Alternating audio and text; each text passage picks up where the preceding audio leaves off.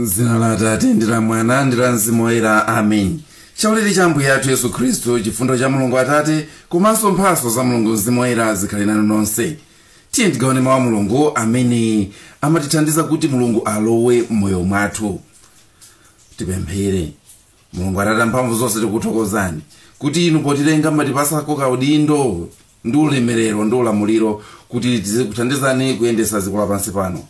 Tikupemphani kuti muzithandiza kuti kumbusa nthawi zonse kuti ngakhale tili mafumu pansi pano, ifeyo pamwamba pathu pali inu, ndipo tizopa inu nokha ndi kumvera malamulo anu koposa zonse.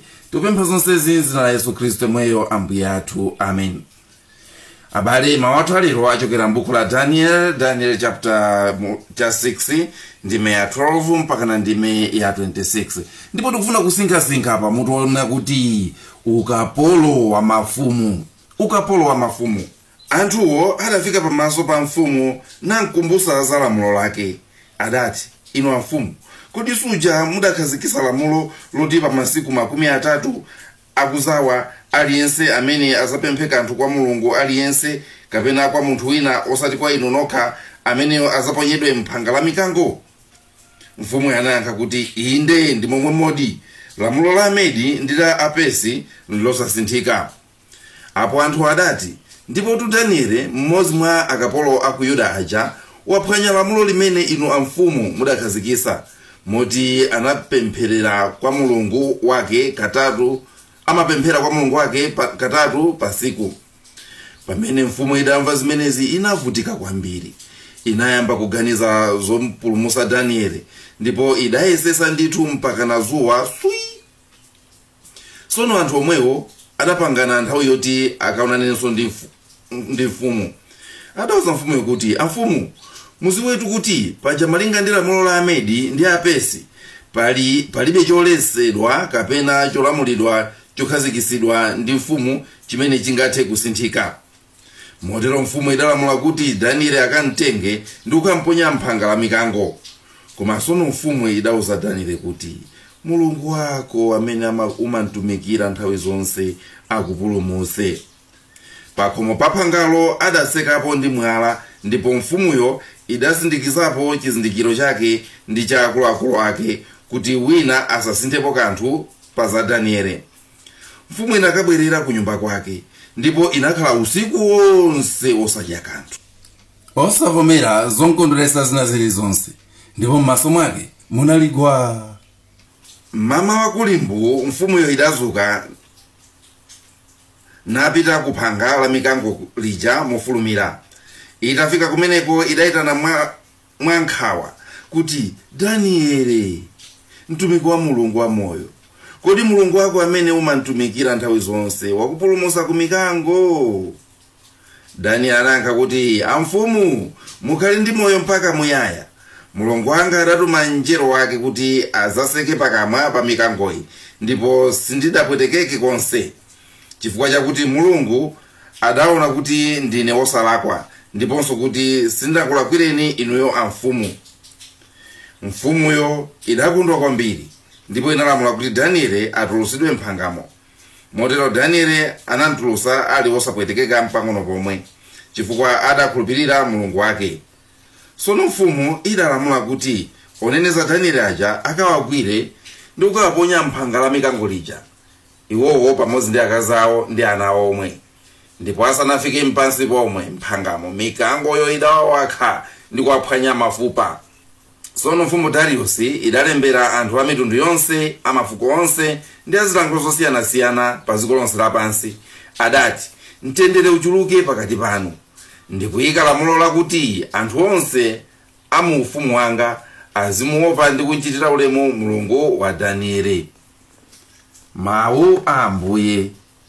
Tithokoze Mulungu. Abale anzanga, ndati inu ndine tikambirane za ukapolo wa mafumu. Kawirikawiri anthufe timatenga kuti mafumu, mapresidenti ndi anthu amene ali afulu, ndi anthu amene ali pabwino, ndi anthu amene zawo zikuyendera. Koma mukudziwa kuti anthu amene aja amavutika? Mukudziwa kuti anthu amene aja ali pa ukapolo?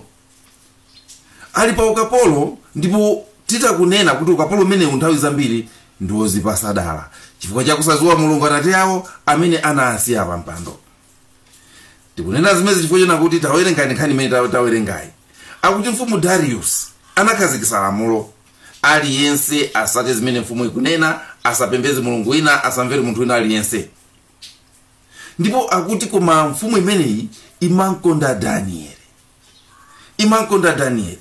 Mene inkaika lamulo limeneli si imaganiza kuti tsiku lina lake wina wake amene iye amankonda atha kuzakodwa mu lamulo limeneli.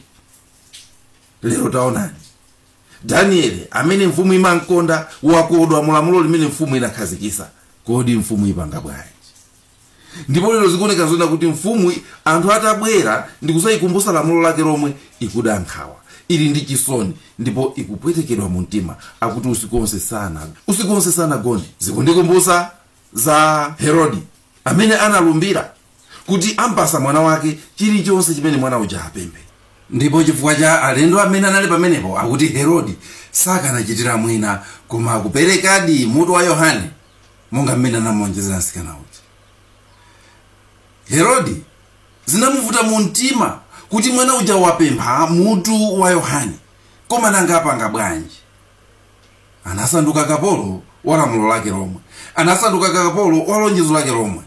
Sakanatha kuphwanya lonjezo pakati pa alendo amene anali pamene paja. Taonani leronso amene tawerenga aja Danieli.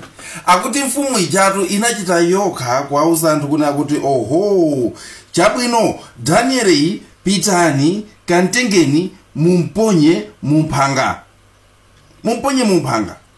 Ndipo akuti mfumu inalamula kuti Danieli uja akaponyedwa mphanga pakomopo pasekedwe ndi mwala. Ndipo mfumu yakuti inachita kusindikizapo chizindikiro chake ndi cha akuluakulu ake kuti wina aliyense asasinthepo kanthu pa za nkhani ya Danieli. Kodi ngati mfumu iyi nkaziwa kuti ikupanga zolakwika imapangiranji zimenezi? Ngati nkaziwa kuti sikagona nazo tulo imapangiranji zimenezi? Umenewo ndiye ukapolo wa mafumu.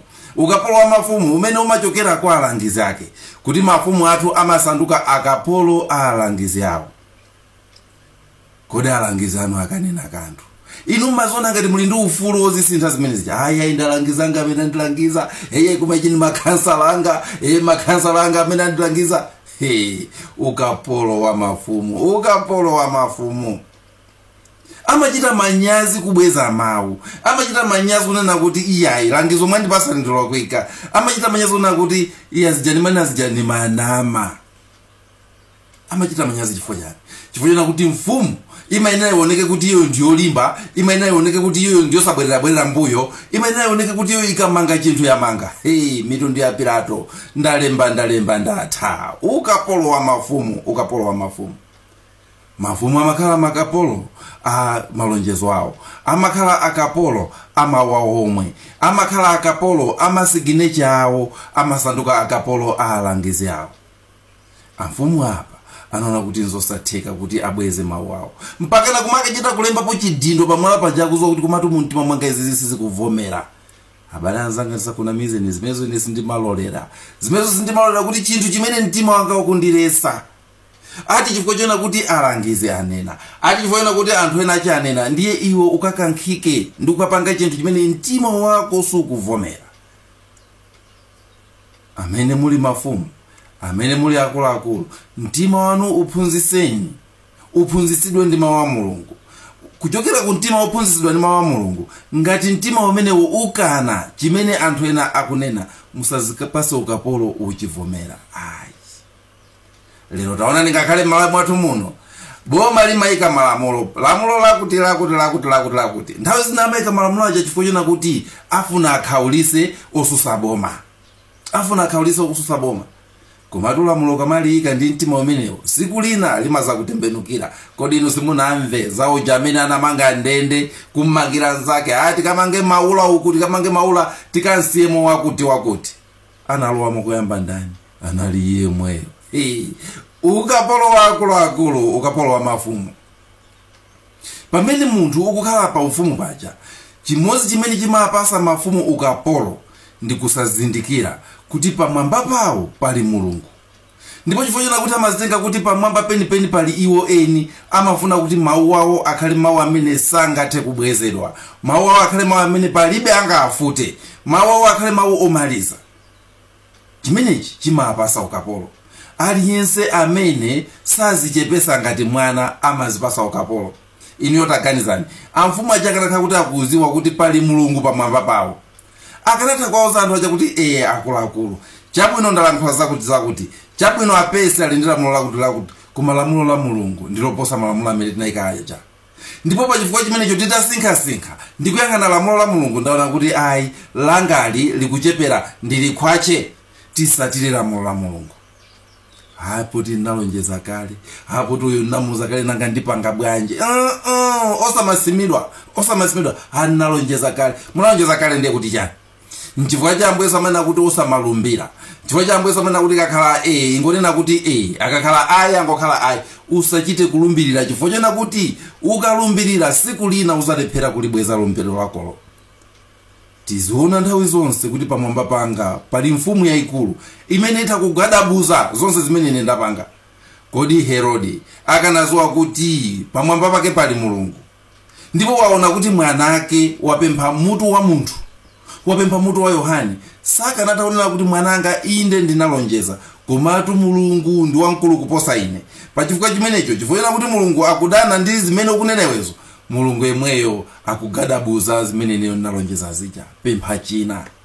Pempha china.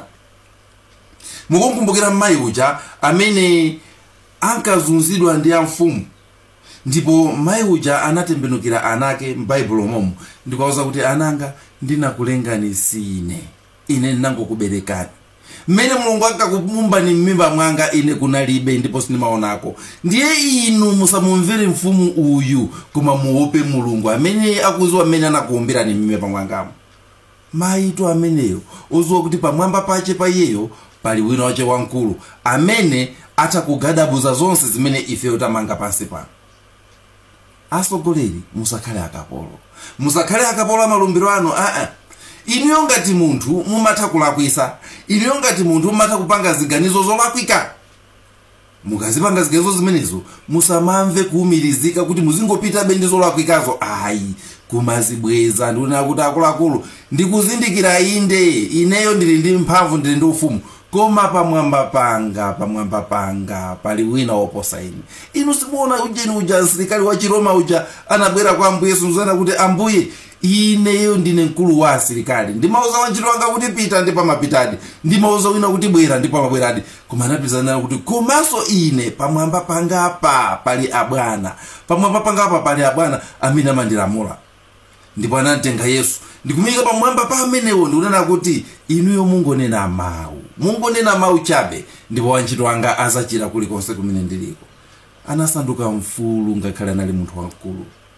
Lero mapresidenti athu, lero mabishopu athu, lero azibambo mfumu athu, lero azikuluakulu athu, mabwana athu akusanduka akapolo amawawo omwe, akusanduka akapolo amalamulo awo omwe, akusanduka akapolo aziganizo zawo zomwe, kuti akulephera kuzibweza popa kuti azangonyala, popa kuti azangonyozeka, popa anthu azangona kuti awalibe ma principles.